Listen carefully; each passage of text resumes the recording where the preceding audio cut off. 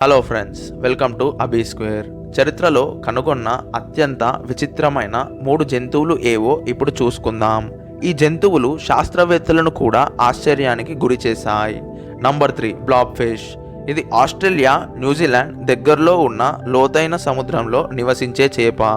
సముద్రపు లోతుల్లో ఇది సాధారణ చేపలా ఉంటుంది, కానీ నీటి ఉపరితలం మీదకు తేవగానే జెల్లీ ముద్దలా మారిపోతుంది. అయితే 2013లో దీన్ని ప్రపంచంలోనే అందవికారంగా ఉండే జంతువుగా ప్రకటించారు. 1926లో ఈ జీవిని కనుగొన్నారు. Number 2, I. ఇది మడగాస్కర్లో ఉండే ఒక రాత్రిపూట తిరిగే లేమూరు. లేమూర్ అంటే కోతి దగ్గర పోలికలతో ఉండే ఒక రకమైన జాతి.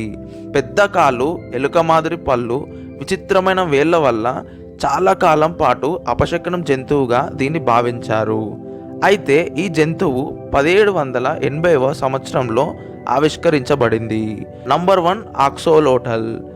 దీనిని చాలామంది నడిచే చేప అంటారు, కానీ ఇది నిజానికి ఒక సలమాండర్, అంటే కప్పలు బల్లుల జాతికి దగ్గరవి అని అర్థం. మెక్సికో నగరానికి దగ్గరలో సరస్సులో కనిపిస్తుంది. ఈ జీవిని 1789లో కనుగొనబడ్డారు. ఇలాంటి ఇంట్రెస్టింగ్ అప్డేట్స్ కోసం ఛానల్ని సబ్స్క్రైబ్ చేసుకోండి. అయితే ఈ వీడియో ఎలా అనిపించిందో కింద కామెంట్లో తెలపండి.